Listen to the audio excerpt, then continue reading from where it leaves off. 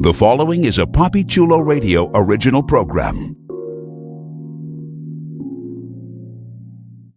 The views and opinions expressed in the commentaries and/or interviews in the following program are solely those of the individuals and are not views of Papi Chulo Radio, its parent, affiliate, or subsidiary companies.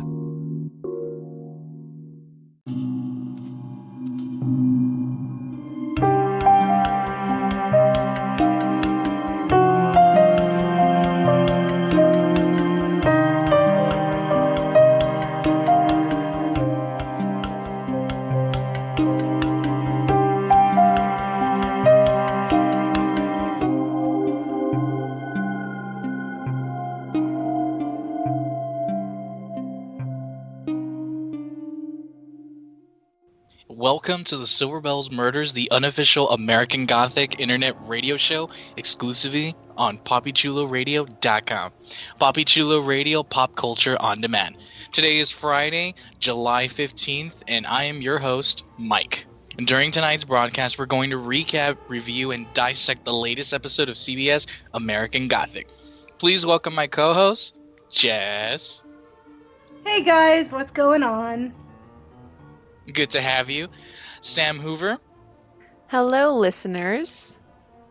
Welcome, welcome. And last but surely not least, Papi Chulo. When did you become so middle class?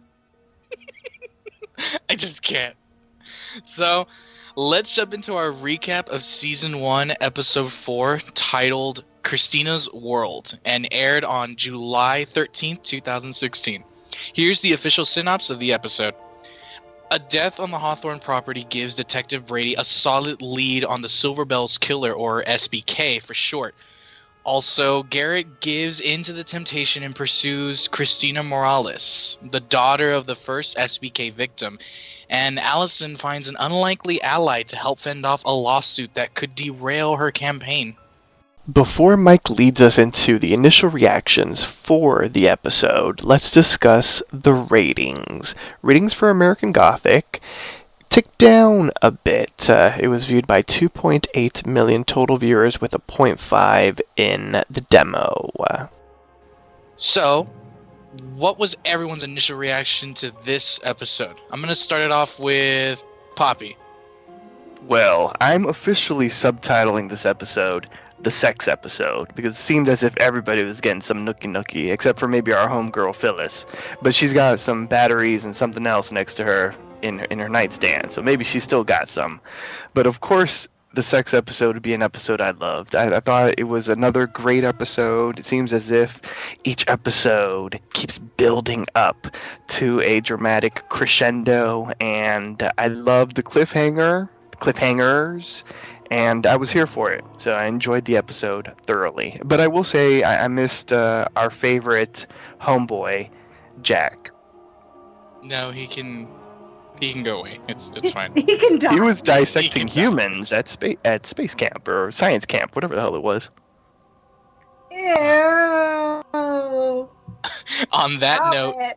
Jess, what about you?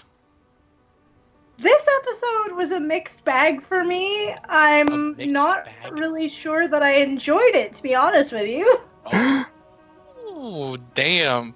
Yes. Okay. Well, hopefully we'll go ahead and maybe get a little bit more into as to maybe why you feel that way. And Sam, what about you? This is the first episode that made me question every single person on the show. The first episode was like, oh yeah, they're a perfect family, and now it's just like, it's like there was a full moon. Although I have to say I'm standing firm on my killer prediction, which I will get into much later, but yeah, I'm really suspicious of every single person. Okay. For me, I actually kind of like the overall episode. Did I miss Jack? No. I'm kind of okay with him not being there. Not so much him, messing up, the show. He's just a creepy little kid. Like, holy crap. I can definitely do away with him and I'd be okay.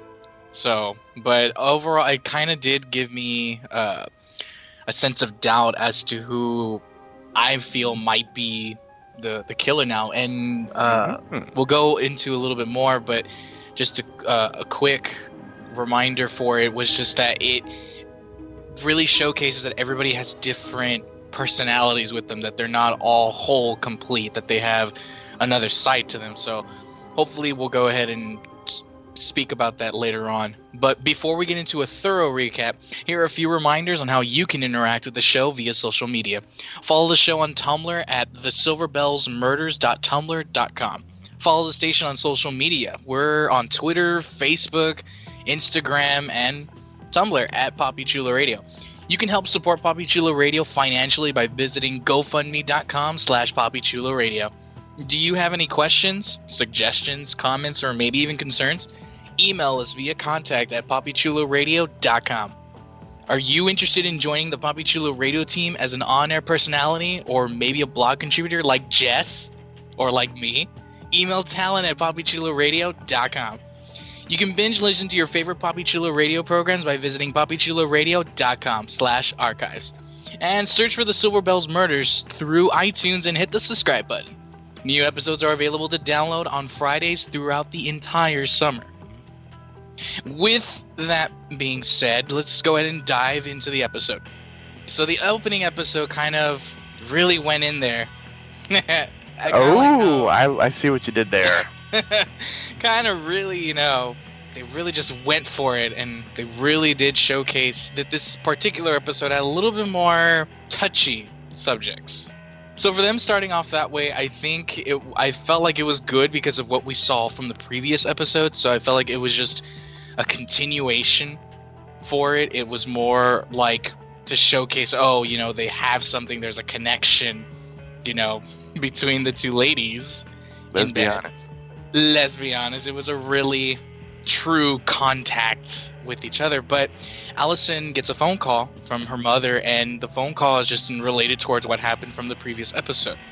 Mm-hmm. So when they go ahead and investigate that it was just that Gunther had committed suicide, and there's a lot of police cars, detectives are there, Brady's there, and they notice that there was a sign there that says, "I'm sorry."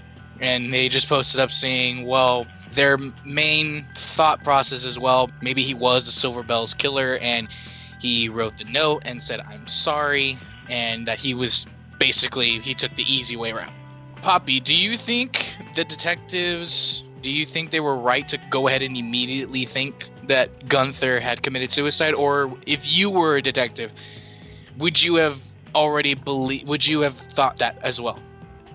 I think so because of the evidence. So I think that's probably like the initial theory, but I would have certainly done a little bit more investigation, which I think it was needed, especially because this is the SBK, the Silver Bells killer. So you have to make sure, all the T's are crossed, the I's are dotted and everything, just to make sure it's 100% true. But just from the initial setup of everything, if I was a detective there, I would have been like, okay, we caught SBK, the belt, and all this kind of stuff. Like, you can kind of like finagle the evidence that you have to sort of like fit that narrative, which can be dangerous because, once you set the narrative, and it goes out there, then it's kind of hard to like walk it back. So fortunately, the press wasn't there. And since you didn't ask me about the other thing, I'll say I approved of the muff diving. Listeners, if you don't know what that is, urbandictionary.com. Jess or Sam, do you guys want to jump in? When they said it was, we have the killer now, that is way too easy. There's 9 more episodes. I will keep counting down until it's not relevant anymore. Well, they don't know that, but we know that. So obviously, they're not going to find the killer right now. Jess will call up Phyllis later and fill her in. We started a book club. It's about Cat. Going back to Gunther, I know he seemed a little bit off, but he didn't seem sinister. He just seemed dark. There's like a fine line, and I don't think he crossed it. That note made me suspicious. Like, who put that there? Was it him or was it somebody else? I'm sorry I killed Gunther. And maybe other people. Detective Cutter said, what if someone set Gunther up? What if this wasn't a suicide? I know Gunther was probably in their family for like 20 plus years. He's been around, he knows a lot about the family, but I don't think he's killing anyone. And now he's dead, so it was a good opening scene, but I was never suspicious of Gunther in the first place. Moving on a little bit further, because Phyllis, she She's really just that annoying neighbor. No, Pops she's our in- spirit animal. Oh god, no. She can be y'all's spirit animal. So this cat lady, Phyllis, comes in and starts throwing a little miniature tantrum and basically states, well, the Hawthorns get so many cop cars come here and somebody committed suicide. And she tries comparing Gunther committing suicide from what it looks like at the scene to her cat. Like, this woman... And I know these type of people in real life, so it's like I'm literally reliving these scenes in my head, and I'm just like, I can't. I just can't. Like, how... Mike is the Phyllis of his neighborhood. Yeah, right. So I'm like, no, lady, you need to stop. And then moving forward, we get a little interesting little turn of events that happen with Madeline, Allison, and Tess. They actually go ahead and talk about the fact that, Gunther committed suicide, and the fact that they go ahead and make a little discussion about, maybe they should tell about the silver bells, that it was there in the storage, that maybe it could have been Gunther's or whatever. So Tessa states that she wants to tell Brady. She wants to tell him about that, and both Allison and Madeline say no. How do we know he's not with us, with the family? And you see this little miniature confrontation and conflict of interest where one side says no, you shouldn't say anything, and the other party, Tessa, obviously says that, I want to tell him about it. Jess, if you were Tessa, do you think you would have said something? You would have mentioned it to Brady, or do you feel like Madeline and Allison were right to say, we have to keep this information on the down low? Can't say anything. Honestly, I would have said something. You would have. Yeah, I'm horrible at keeping secrets. Can't do it. Don't ask me to, hold in a surprise party for someone, because I can't do it. Plus, But if also, Brady's giving you the good. Exactly. Thank you. I don't think my mother and sister can do that, nor would I want them Oh my to. gosh. I'm just sipping on tea. I'll be here all week. I personally believe that, okay, that family is fucked up.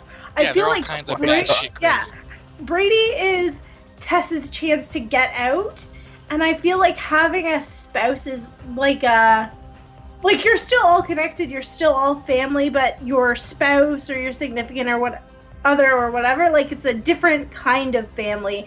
And so she owes it to Brady to be able to confide in him and tell him about her fears and stuff like that. If she really thought that her family wasn't guilty, if she thought that there was nothing to worry about, I do believe that she would have told him. But because I think that she's not sure deep down, I think maybe she has some repressed memories or something, or she's just not being honest with herself.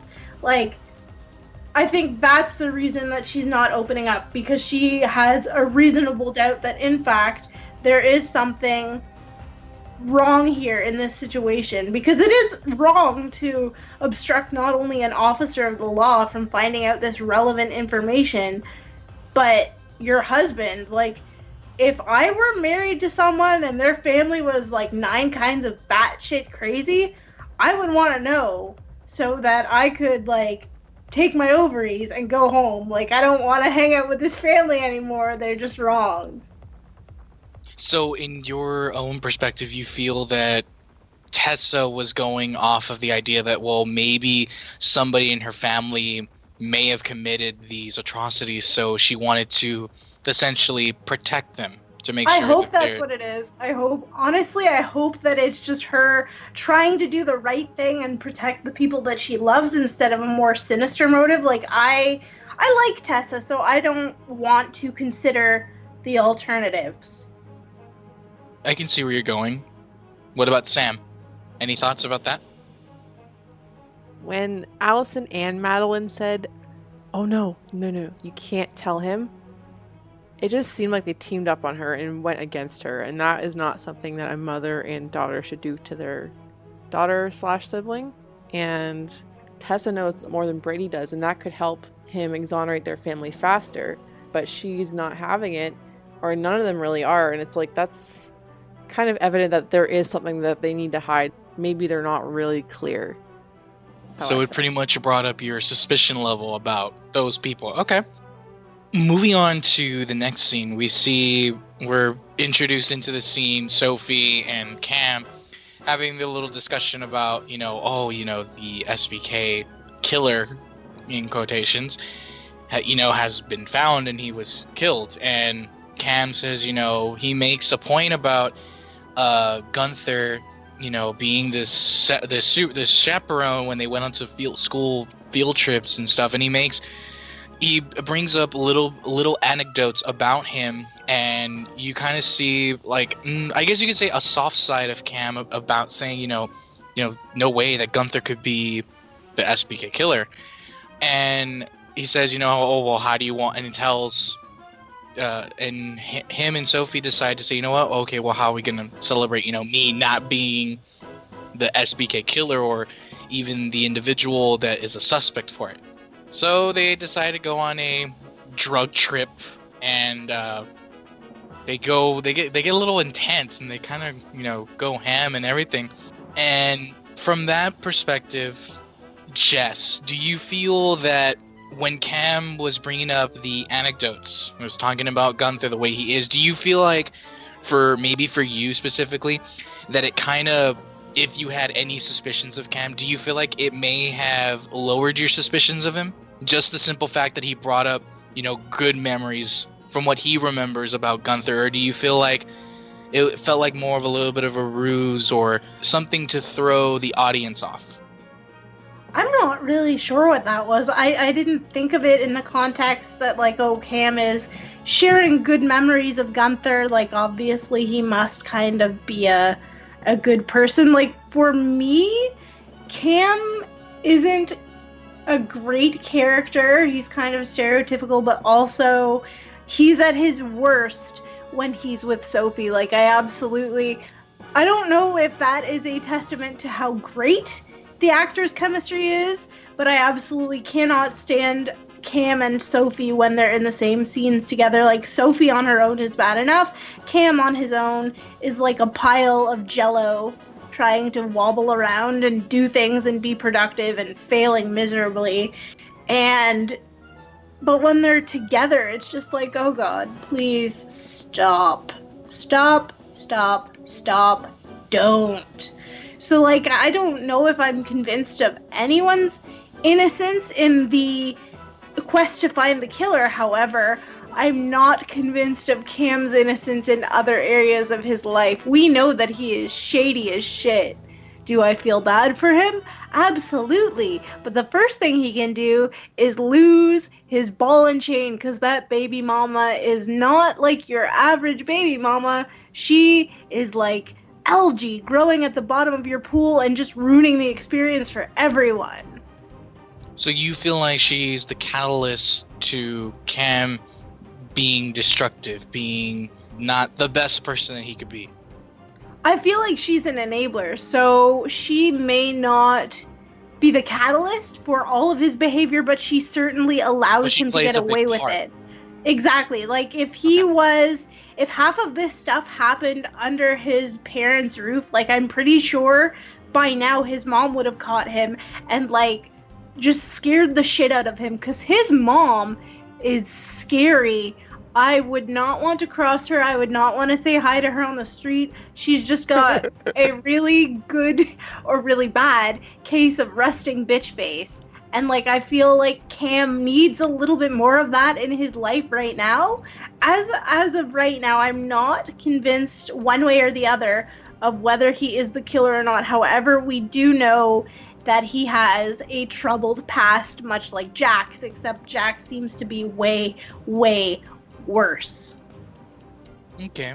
I can definitely see where you're going. I definitely agree that when it comes to Sophie, she's just really, honestly, just not good for Cam at all. Mind you, Cam has already had troubles on his own, but throwing in Sophie in the mix kind of just amplifies that to a much higher degree. that anyone could probably deal with. And then jumping on to the next scene, we kind of see that... Before we move on, can we all just agree that this was, out of all of the sex scenes, like the least sexiest one? Yes. I agree. The one with Cam and Sophie? It was gross. I think I threw up a little bit in my mouth, tasted the bile, soaked around in between my teeth for a while. That is very descriptive. It sounds like something Jack would say. Stop it. Yeah, seriously.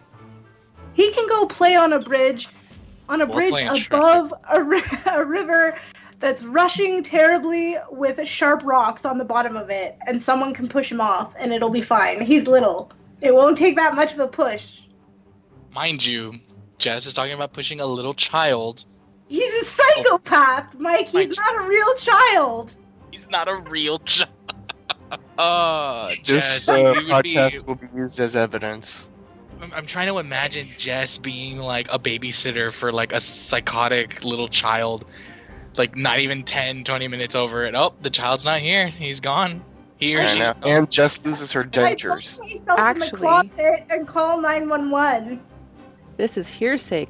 This is not in the episode. We are just outsiders. It probably is not admissible in court.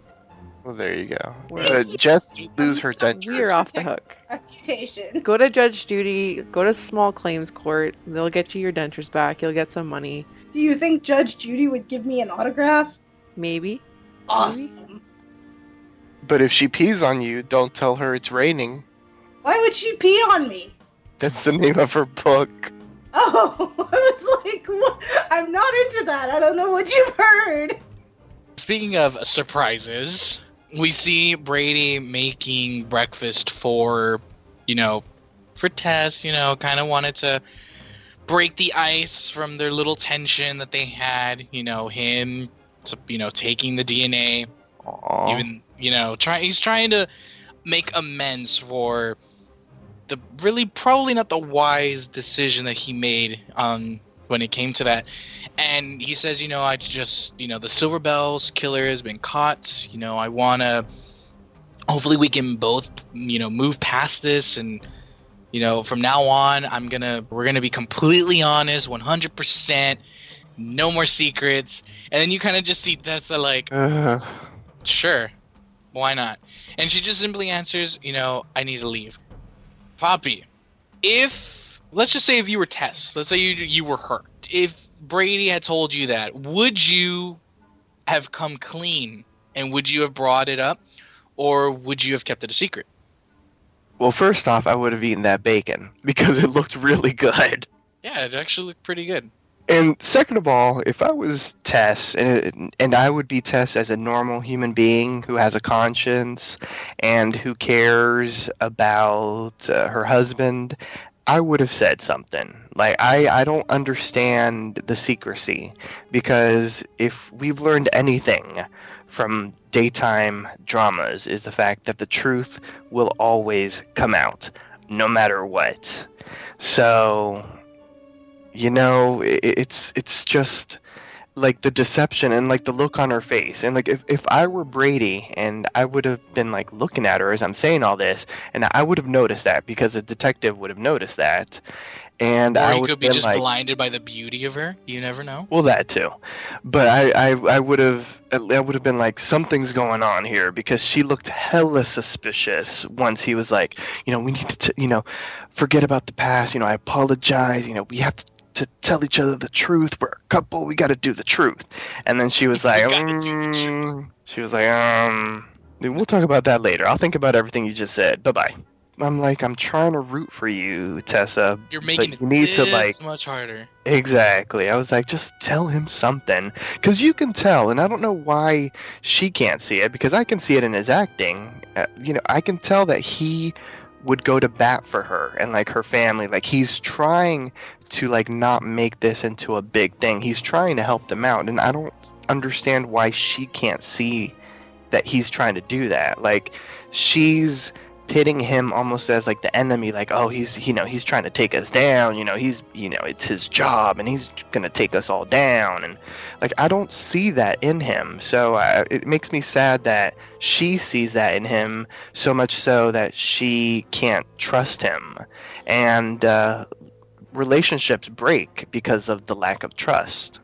Do you feel like, and this is open to pretty much anybody here, but do you feel like it's not so much her thinking that way, it's the outside influence that was brought onto her, thinking about Brady could potentially try to sabotage the family's reputation? Yes, do you the feel two like blockers got in her face. right? So do you think it's more of Tessa's nature or her personality kicking in and deciding to be coddling and nurturing towards her family, or do you think it was I think actually so. more of an influence? She's kind of a pushover. She seems to be like the really nice, timid daughter slash sister, and she was just easily manipulated by her mom and her sister. Like, they are alphas, and she's not, and they got all up in her face, and they're like, you need to do this because he's gonna take us all down, so you need to be quiet, and you can't share anything with your husband.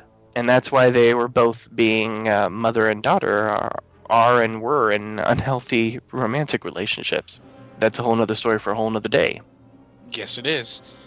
Going on to little interesting scenes, conversation, however you want to put it, we kind of move forward and we see Madeline come in with Naomi and with Allison. Just, they were in Allison's, office, I guess you can say, and they were chit-chatting, and Madeline says, I need to speak to you. So, okay. So we move forward a little bit, and Madeline brings up something that's kind of important. And one of the things that she brings up is about the news saying that the individual that got injured in the bridge collapse, who lost her limb, she lost her leg, is deciding to sue pretty much everyone and everything that is a part of the bridge, and it includes the Hawthorns. It's their cement company thingy, however you want to call it. Hawthorne Concrete. There we go, concrete. So they decide to come up with a plan of action, and Madeline says, you need to go ahead and remove this lawsuit before it pretty much blows up in your face and pretty much destroys your chances of becoming mayor, and it's going to just hurt you, politically big time. Does anybody feel like you kind of see Madeline taking this situation and she calmly just says, no, you need to take care of it? Does it bring up the idea that or further the notion that she's very manipulative, that she has it to a point, that she knows exactly how to handle very hard situations, and she feels, and it showcases her intelligence on how to articulate and find out which is the best solution to take? My spidey senses are tingling, but I feel like someone agrees with you. Sam, you have the floor. Speak away. Oh my goodness. Gunther was hanging by a wire, and she was like, oh, that's alarming, and moves on. Oh my gosh. Like, he's dead, and it looks like he killed himself. If that was me, I would be Tessa. Although Tessa quickly recovered from it as well, so that was kind of weird. She was kind of stark.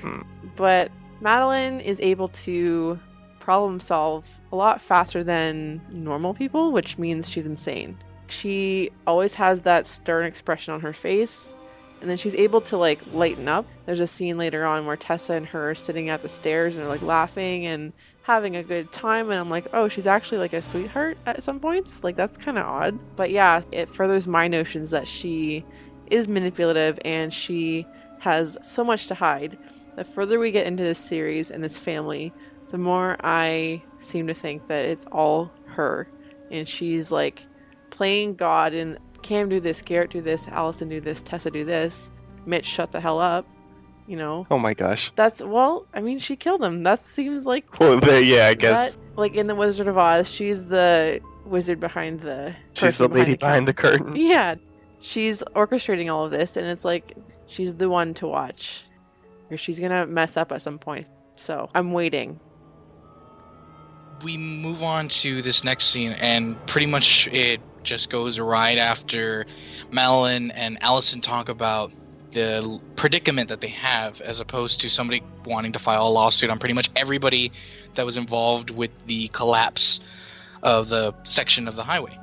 So as we move forward, we see Allison and her husband go and try to speak with the woman. They kind of just want to talk and see if maybe they can come up with some sort of agreement, have some sort of settlement, something where both parties can be happy of the situation that pretty much escalated into a lawsuit on one party.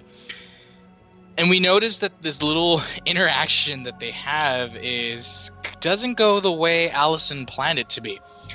Immediately, you can see shots are being fired from both ends, and you see how Allison's husband is saying, "You know what?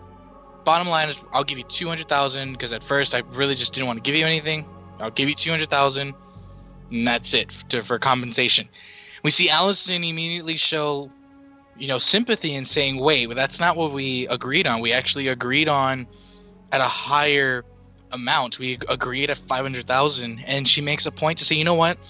I'll double it. I'll put it at $1 million. We'll go ahead and settle for $1 million. And if you drop the charges." And we see that this woman says, "You know what? You really think, I can?" She's clapping, and you can see her with her sass saying, "Wow, cannot believe this drama is happening right in front of my eyes." And she gives them a really bad ultimatum for them, which is, you either give me $15 million or you give me my foot back, my leg back.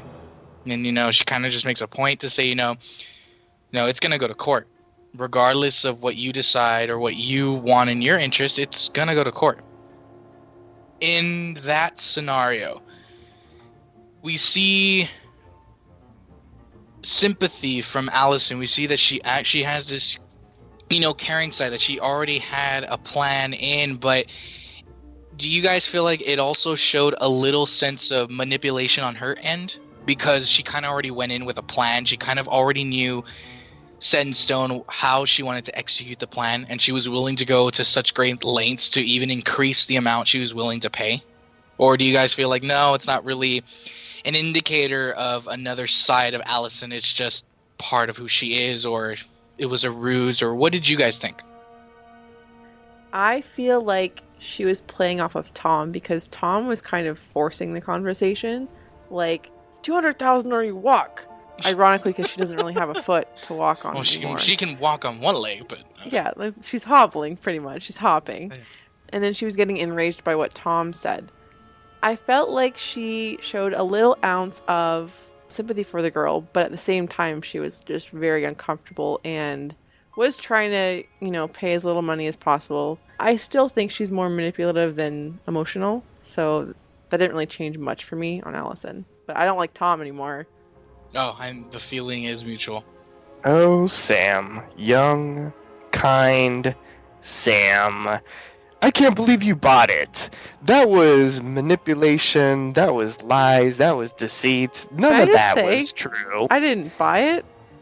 But you said I could see she's a nice person. No. She is a graduate from the Madeline School of Manipulation and Deception. Can I just say... That is Madeline Jr. I agree with you. I didn't say she had a huge bucket full of tears and rainbows and cookies. She's such a nice lady and caring, and... No. She has, the smallest sliver of sympathy because she's imagining herself losing that foot. Yeah. I don't think she had her any own sympathy. foot being gone. And that's why she's upset. Because... Zero sympathy. I didn't see it. I was like, you's lying. You's a liar. Her husband's hot, though. Oh, but because that definitely just makes everything so much better, Jess. It does, though. I was about to say, we'll take that as a yes. So, on that note, we kind of jump a little forward, and we kind of see our favorite freaking cat lady show up to the police station. And Poppy, why don't you give me a little bit of the rundown of this wonderful interaction of this freaking cat lady with Brady? Well, Phyllis is there because she has an appointment, y'all. Apparently. I got an appointment. Apparently, the previous night, when she made the big scene about her kitty cat getting the tail chopped off, Cutter, being the lovely and kind woman that she is, decided to give Phyllis an appointment with Brady, without Brady knowing.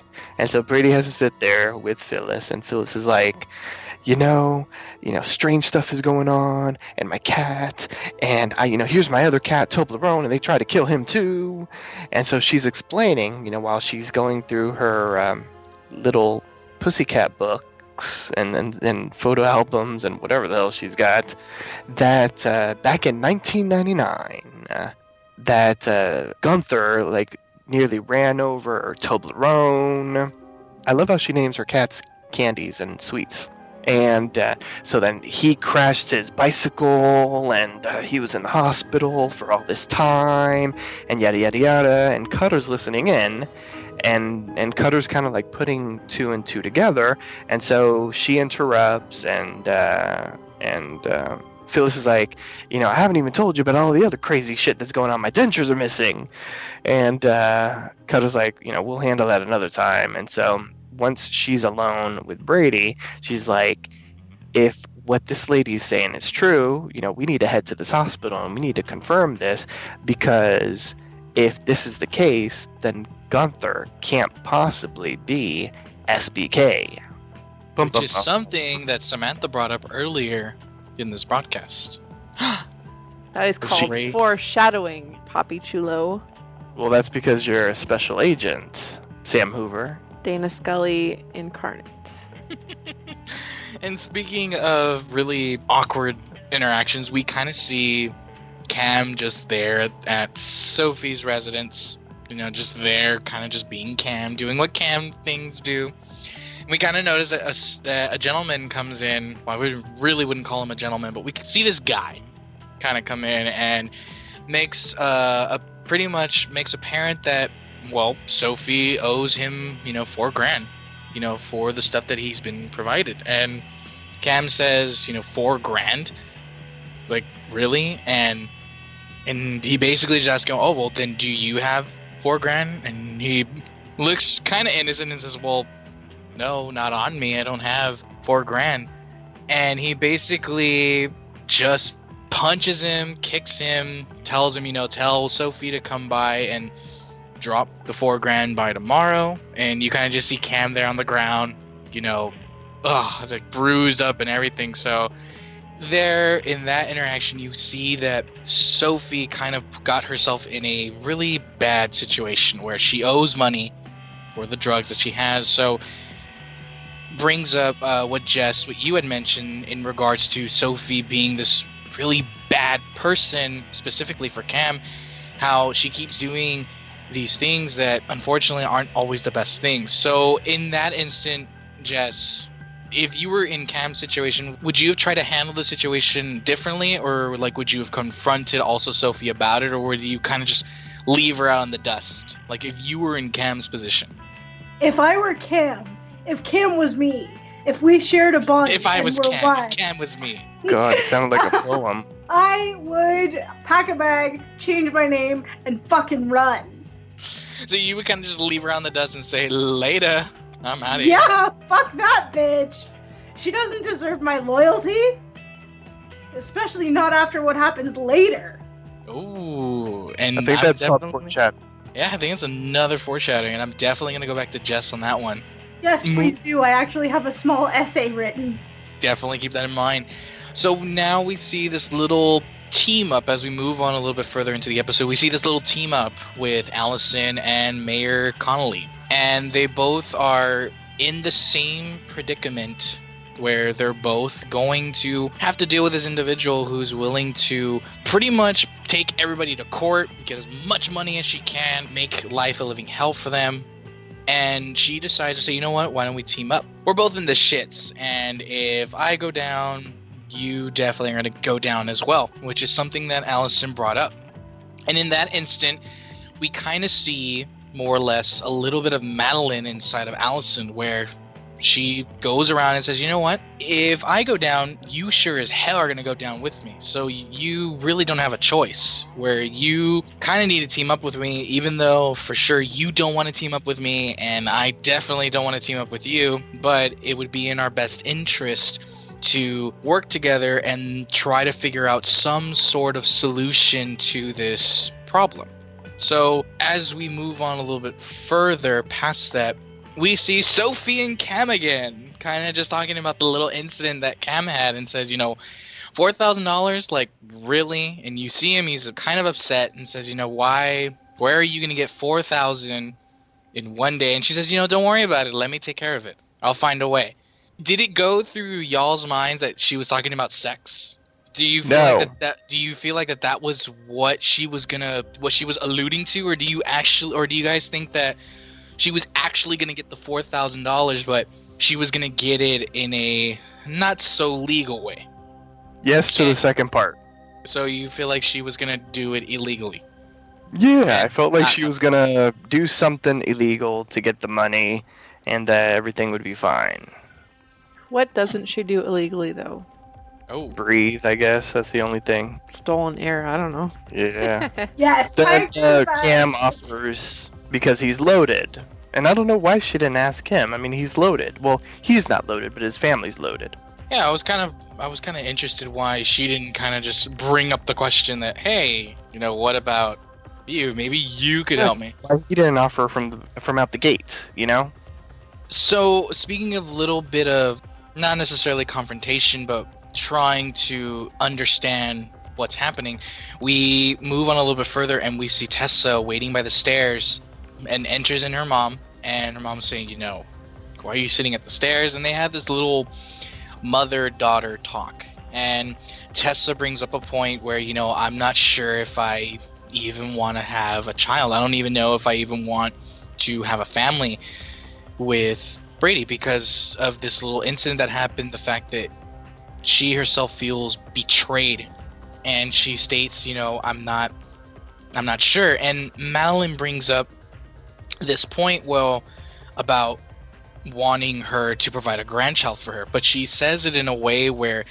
she mentions about each of the grandchildren, and she says, like, I'll use Jack as an example. She states that Jack himself is, quote, interesting. He's an interesting person. And she says, I definitely would want a little you. So she definitely grants us this idea that she definitely sees good qualities in Tessa that she would like to have in her grandchild, which her future grandchild that she hopes that Tessa would provide. Do you guys feel like that Madeline has some sort of a preference towards her children? Do you feel like right there in that scene, do you guys feel like she not necessarily coddled Tessa, but she kind of provides a more motherly interaction with her versus her other children? Or do you feel like it's kind of like on equal terms, it's just produced in a different way? I think Madeline prefers the two girls over the two boys. Garrett is a given. She's just so estranged with him. Cam is kind of like the same, but he stayed, so it's like that's how it's different. Allison and Madeline had that bond in the beginning. You can't tell Brady nothing. Tessa and her, I feel like their relationship is kind of odd. Like, that was a cool and cute moment, but I've never seen them do that before, and I didn't think they had the capacity, especially Madeline. I do think she does prefer Tessa and Allison over Cam and Garrett, but I also think that was partly to kind of ensure that she gets a normal grandchild. Please do that for me, because I'm not sure what Allison's situation is. Maybe she is, I don't know. Maybe Allison confides in Madeline more than we see. Good luck with Garrett. Like, I don't think I'm getting any kids out of him.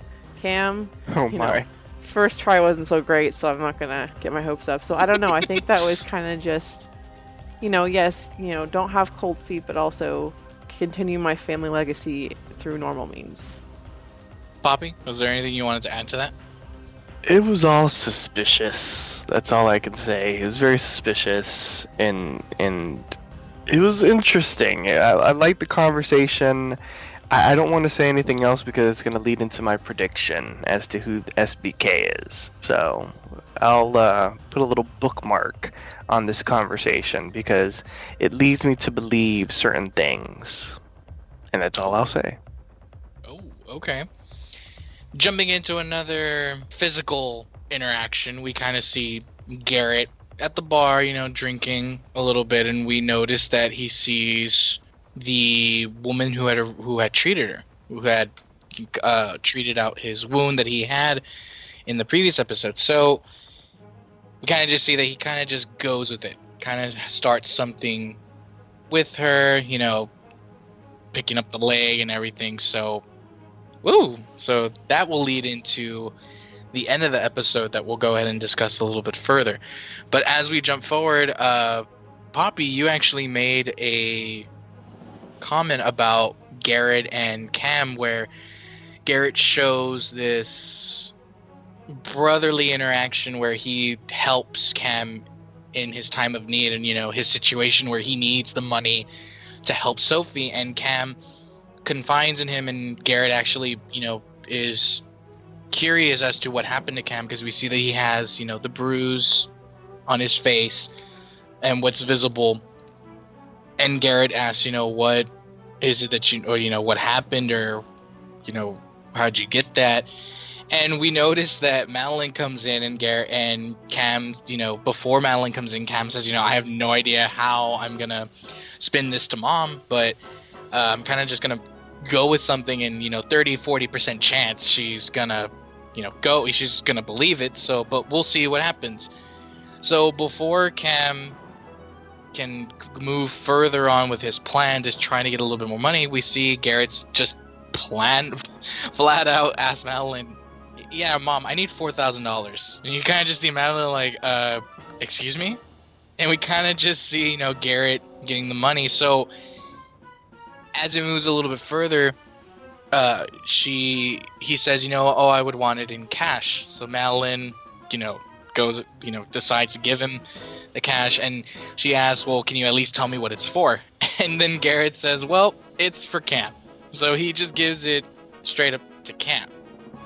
Do you guys feel like another scene where it tries showcasing another sibling, another side to them that you don't normally would see, where in Garrett's case, it's showing that he still has that older brother sense, trying to help out a younger sibling? Do you guys feel like that was a part, it's a part of his character, knowing that he may actually have a heart of gold? Or do you guys feel like, well, no, it was just a one-time thing. He'll only do it for Tessa. He won't really do it for Allison or Cam again.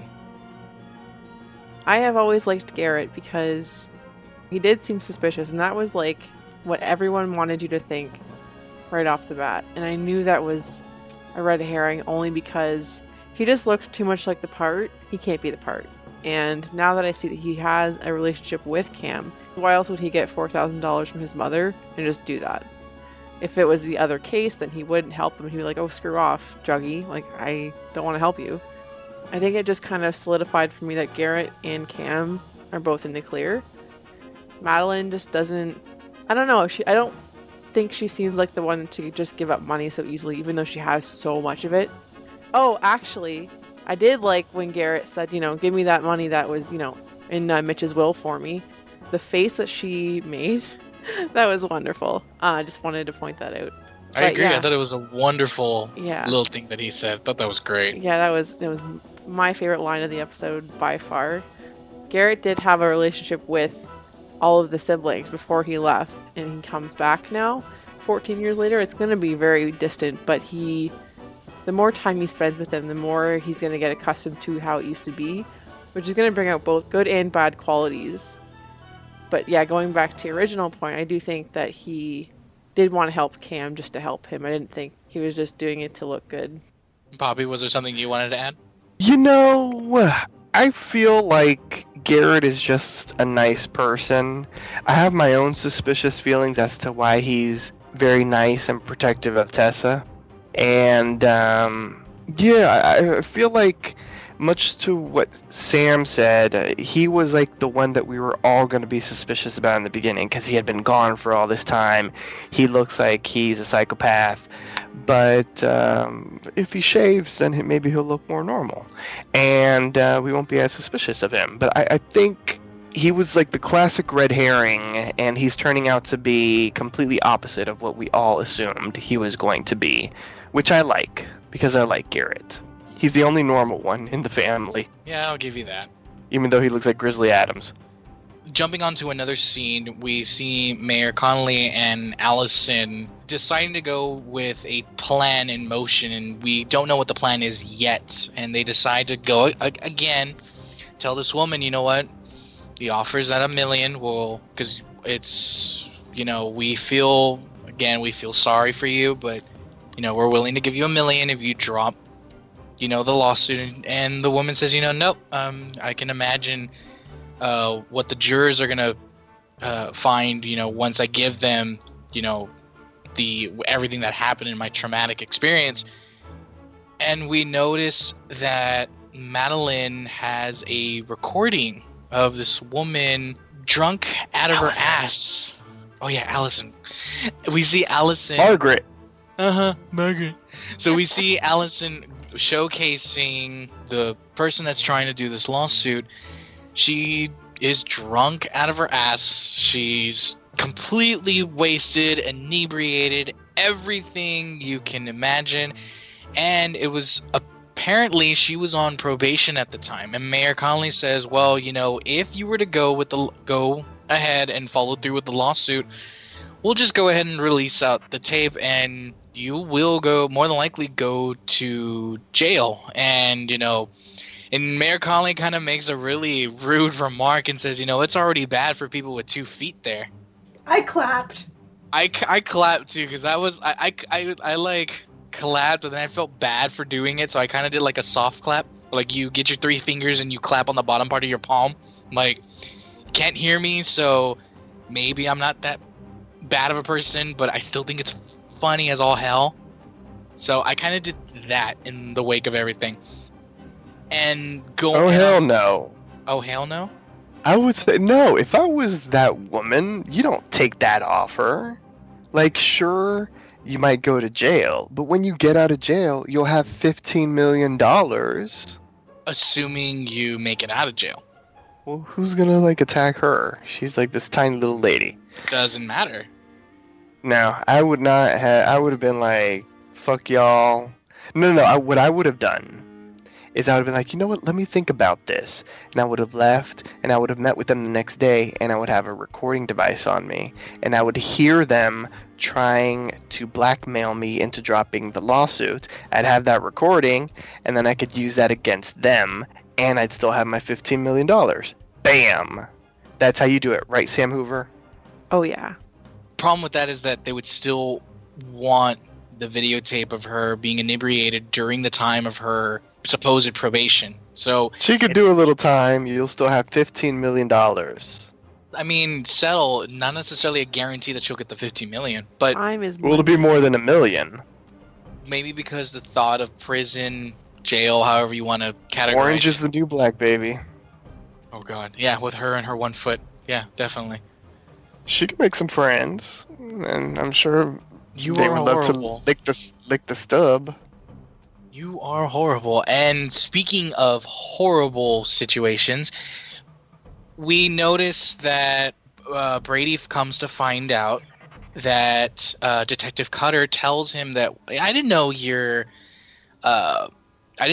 Tessa was Hispanic, and he makes a face like, what? And they notice that the DNA that was found was from a Hispanic woman, and she says, and he's confused and doesn't know what's going on. And Detective Cutter says, I need to report this. And Brady says, no, let me handle it. Let me see if I can figure out what's going on. And Detective Cutter says, 30 minutes, and that's all I'm going to give you. So we notice that's the amount of time it'll take for her to readjust the stick up her ass. Shots freaking fired. And so much tension and buildup. And then going on to that next scene, which getting closer to Jess's miniature monologue, if I will say so myself, we see that Cam decides to go and deliver the money and to pay off Sophie's debt. Hopefully everything goes bye-bye and there's no more worries and everything. And he goes there and he's about to say, here's the money. And the guy says, well, I don't need it. And Cam is like, why don't you need it? And that's when all hell breaks loose, and you see this other side of Cam just gets a metal pipe and Your girl took some dictation. Yeah, pretty much. And he just whacks him and hits him.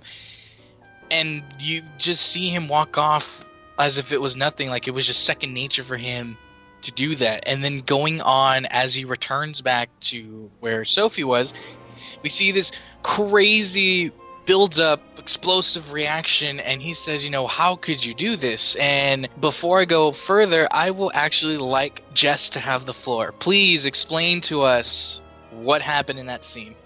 What the hell, Sophie? My God, what is wrong with you? Just because you owe someone money doesn't mean that it's free time for your cooch, okay? I'm sorry. Like, she is just so wrong in all ways. I cannot stand her as a character, as a person. Like, Hashtag party in the cooch. Went out of his way to try and help her, to get her out of this problem. So after all of that she was trying to, like, convince Cam that they should be together, they needed to be together for Jack's sake, like, they needed to be a nuclear family, and then she goes ahead and sleeps with some slime ball that she owes money to. Like, what part of that is conducive to this little fantasy that she has in her head?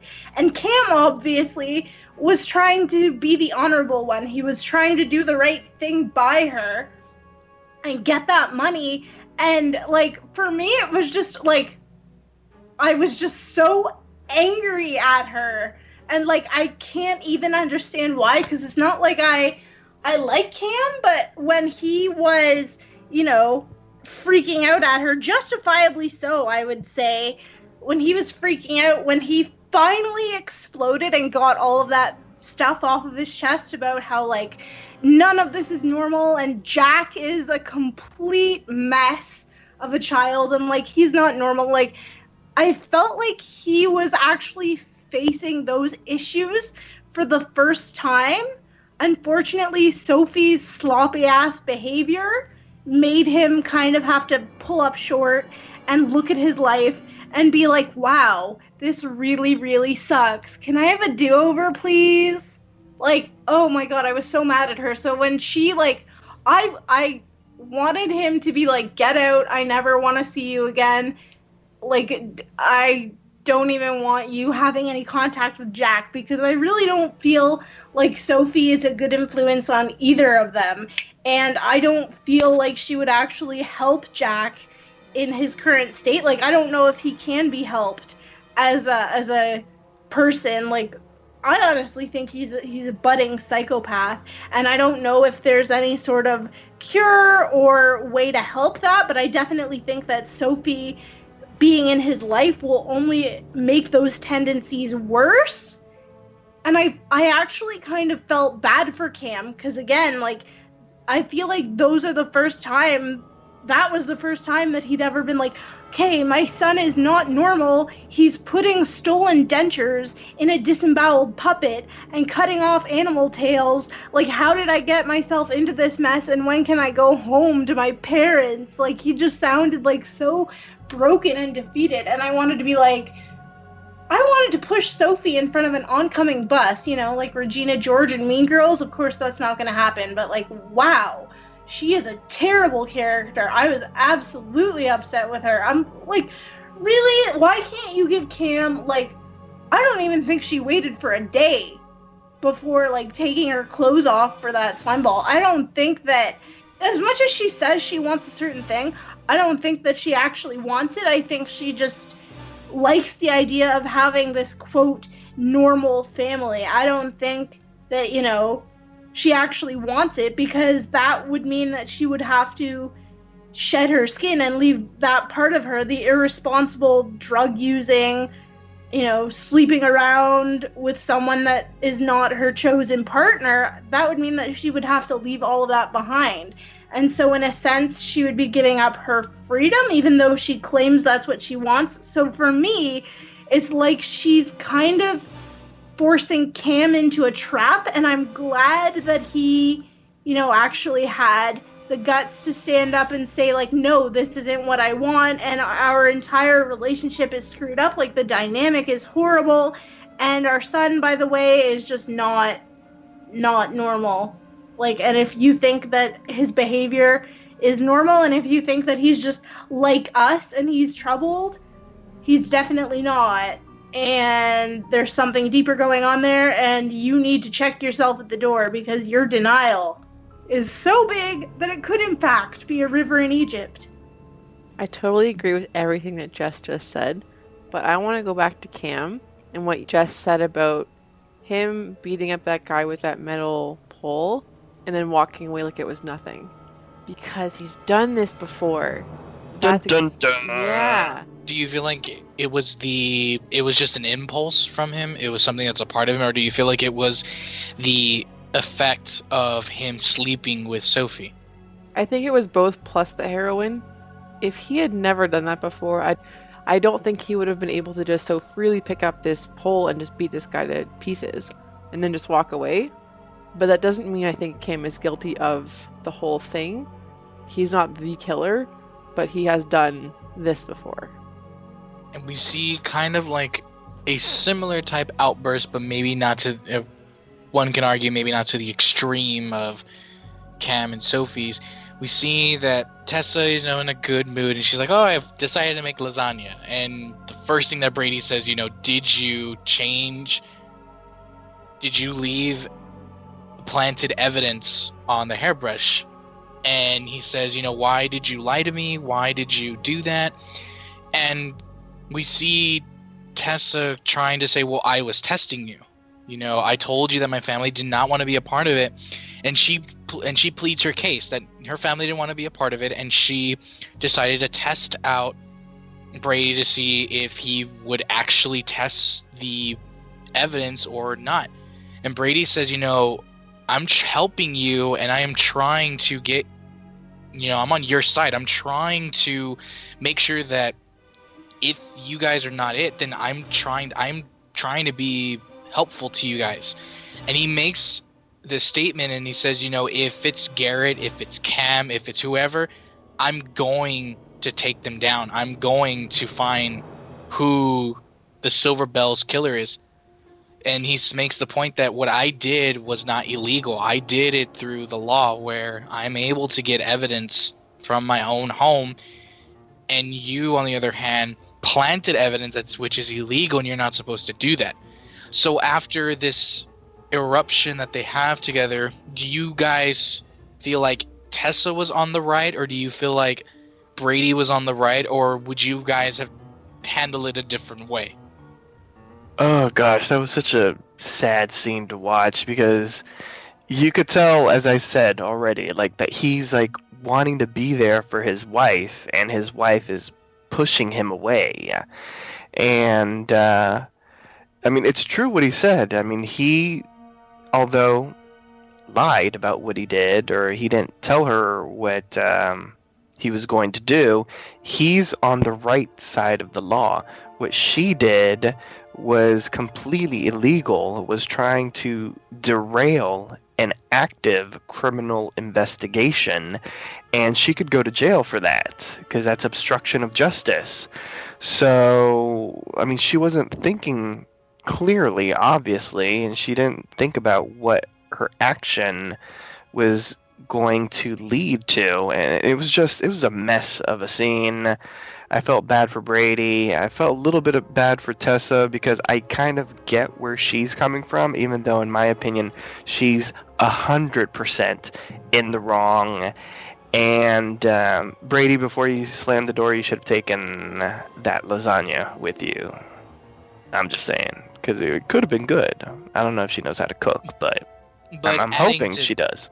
But adding to that, just like maybe to give it a little bit more thought, would you guys agree that it kind of actually reveals that Tessa is probably the most manipulative Hawthorne? Would you guys agree to that statement, or would you disagree with that statement? That's the first thing I want to ask. Disagree. You disagree? Yes. Okay. Although she is here for herself right now, and not her marriage and not her husband doing his job, she is only trying to cover for her family because that's all she knows how to do.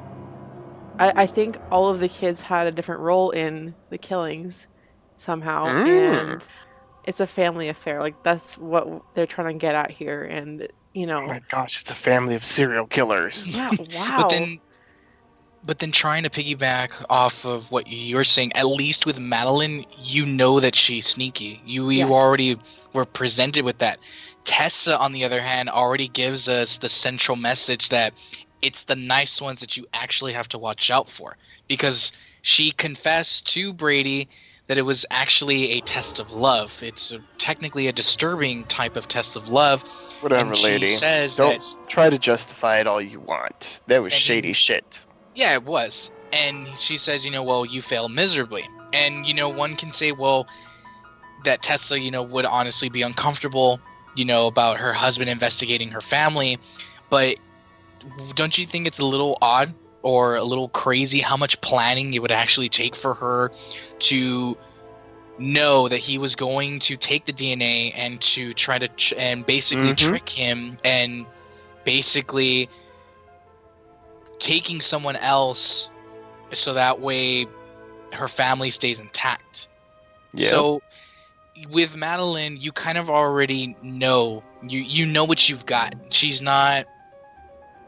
She kind of already has the attitude and the personality that would coincide with how she is as an individual. Tessa, on the other hand, you see where she has her tendencies to coddle Cam or have this brotherly, sisterly interaction with Garrett. But the fact that she, came up with this really elaborate plan to cover the tracks pretty much to showcase, it's another DNA, that kind of throws in a question of how Tessa is, or maybe some stuff that may have happened in the past or something. So it's a food for thought.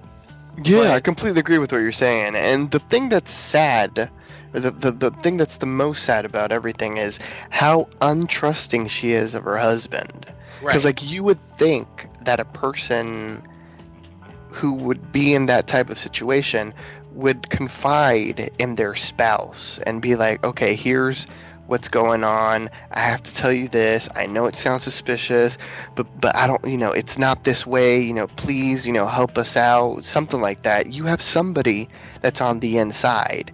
And technically, he got that job because of the Hawthorne connection. So you would think that he would feel a little bit indebted to the family to help them out. You know what I'm saying? You would think that in her mind she would be like, he's on our side, but she sees him as the enemy, and so does the rest of the family. It's kind of sad in a sense. Then moving on to the very, very last scene, we see, Garrett deciding to go over to his little lady friend, with Christina, doing the hanky-panky, as Brittany's mom would say. And I had a feeling Jess would have laughed at that. So we see that, Christina's undressing, and there's, music being played in the background, and the imagery and the atmosphere is real, supposed to be sweet and sexual and everything.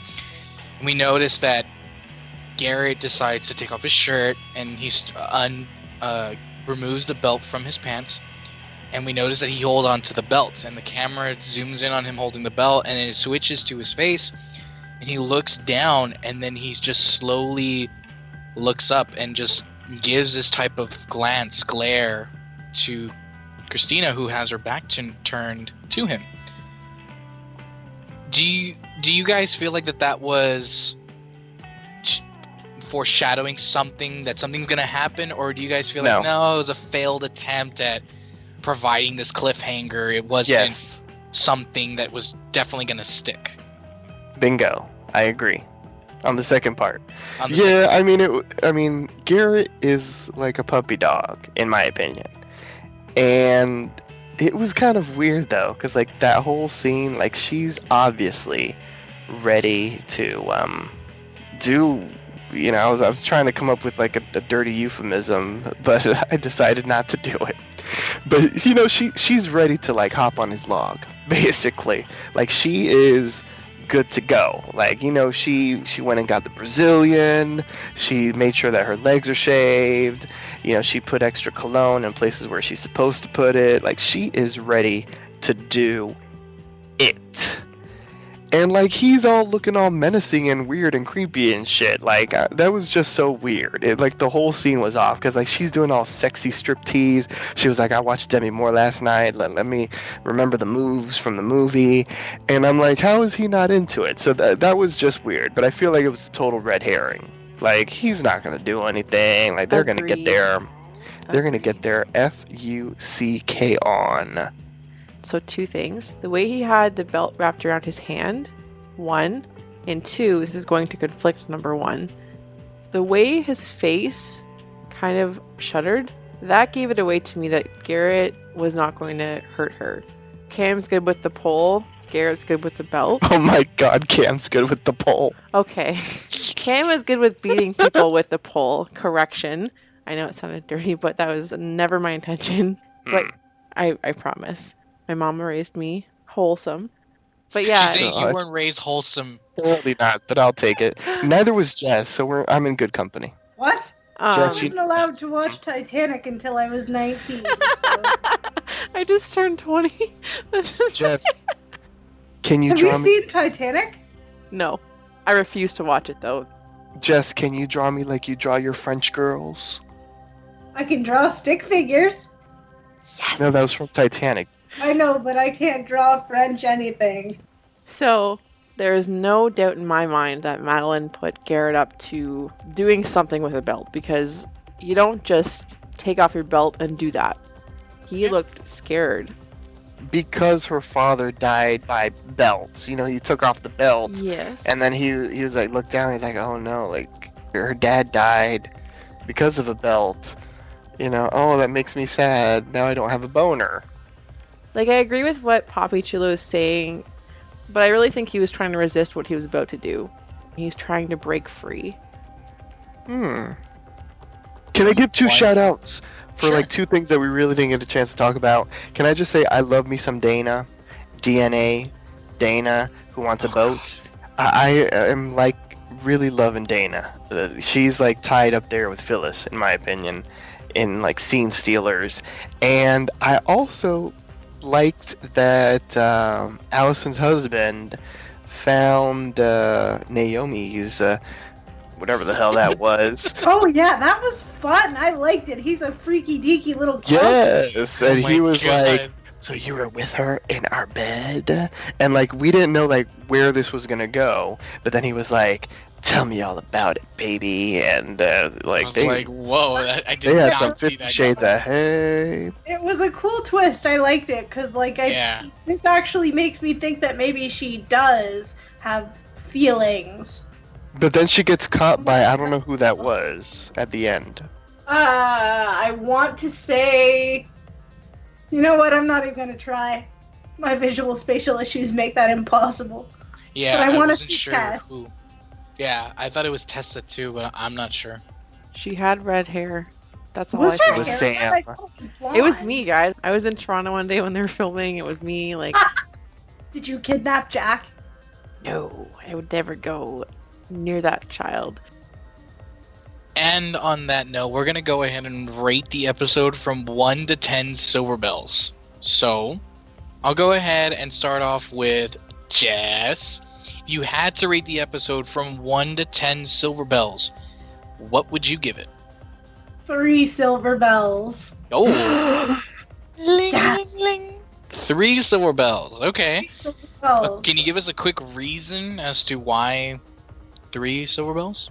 I wasn't impressed with it this week, honestly. Like, it's been a pretty cool ride so far, but this week was just like, meh, meh, meh, meh, get over it, get over it. Like, the thing that I was most shocked by, I think, was Allison's husband being into, her side piece, her sex life with her side piece. Like, Jess, I knew you had it in you. that was the most interesting thing, but the rest of it was just kind of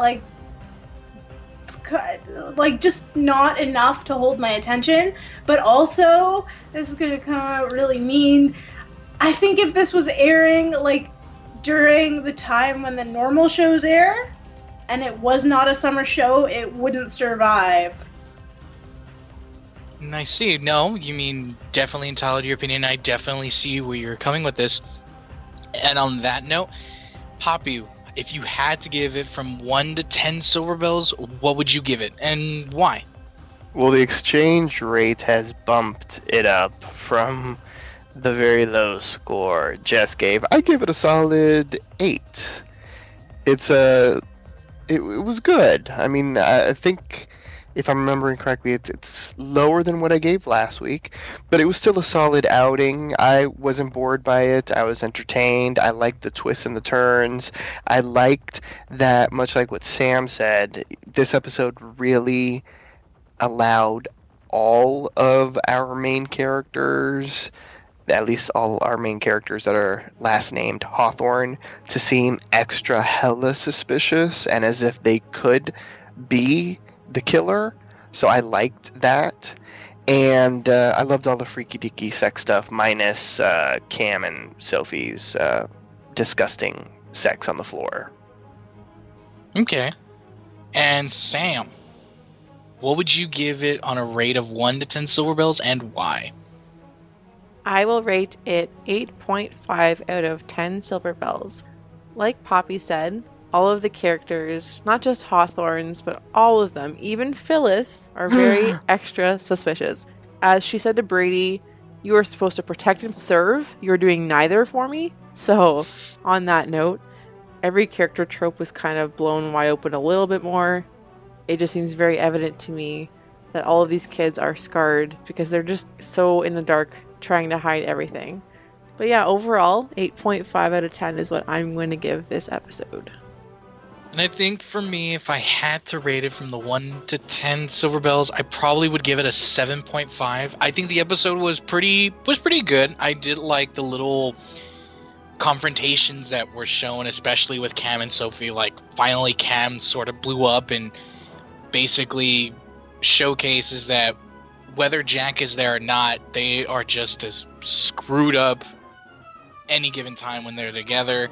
And the fact that you see the little different sides of the children and what they are capable of, and it really just brings together the drama. And to me, I felt like it really did perpetuate the plot further, and I feel like now it's starting to come full circle as to maybe who are the potential suspects. So I really did like the episode, although I will say the cliffhanger was kind of like it was okay. It could have been better, but at least it could have been worse. So I think with that, I probably would give it around a 7.5.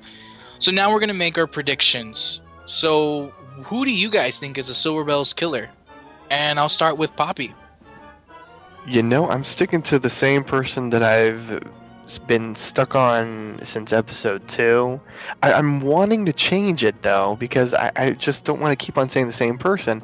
But it's like everything that I see in the episode leads me to believe that it is Tessa. Tessa is the Silver Bells killer. I have a feeling that she might have an accomplice, but we have no proof that the Silver Bells killer had an accomplice. But if she did, it's one of the parents, whether it's Mitch, rest in peace, Mitch, or it's Madeline. I feel like it's Tessa with the help of someone else, because she would have been young, but I have a feeling, and I know I've said this before, and I'm going to say it again, the reason why we have this character of Jack on the show is to show us that there's something in the Hawthorne genes that has, like, you know, psychosis is like running through the blood or something like that. And Jack is there to show us that a little kid can be very dangerous and can potentially be the SBK. I have a feeling that Garrett knows a whole lot, and maybe that's the reason why he's trying to console Christina, you know, and that's why he's maybe protective of Tessa, because he might know of her involvement. I like that whole speech with Madeline to Tessa, about how she admired her dad and that kind of thing was very weird and suspect as well. Madeline, urging her to have kids, it was very suspect as well. It's just everything for me so far points to Tessa. I could be totally wrong, and I'll eat my words when we find out the truth if I was wrong, but I don't know. It's just something about it makes me feel that it's Tessa. They keep on sort of like pointing to all the boys, like, oh, Garrett's suspicious. Oh, Cam, he talked about a body, and he's a drug addict, and he can beat someone with the pipe. But I feel like it's going to be Tessa for like all the reasons that I've listed, and probably many more in the future. So yeah, Tessa. Okay. And I feel bad for Brady because well, at least he was sleeping with the enemy. Sam, who do you think is the Silver Bells killer? Madeline, still. I think she's the one behind everything. Like I said, she's the matriarch. She knows all. And if you think otherwise, you are kidding yourself. It's very hard to tell who exactly it is, but she's just too good at hiding how scared she is, if she is at all. I still have to watch Madeline. Something's not right there. Jess, who do you think is the Silver Bells killer? Phyllis. No, I'm just kidding. I have no idea. Yes. But it would be funny if she was, because, like, why is she always alone? Why can only her cats tolerate her company? Why is she desperate for attention that she never gets? But I really don't think it's her. But, like, it would be a cool twist if she was. I hate to piggyback off of Sam's theory, but the more she talks about it, the more I'm like, yeah, that makes sense. Like, Madeline fucked up all her children, and now they're all irreversibly screwed. And you know what? This entire family just should stop breeding. Just don't do it. It's too far up in the bloodline. Like, I feel like I don't know if Jack was born the way he is, but, like, if Madeline has been exposing them all to, that kind of activity since they were young, Cam doesn't know any other way to be other than the way that he was raised. So it would make sense that because didn't he have primary custody of Jack over Sophie? Oh my god, I wanted to call her Trash Basket for a minute, but that's not her name. Wow, I'm a terrible person. Yes. Yeah. I think he did, yeah. He did. So, one of you pointed it out earlier in the episode. I'm not sure who it was, so please jump in there with me.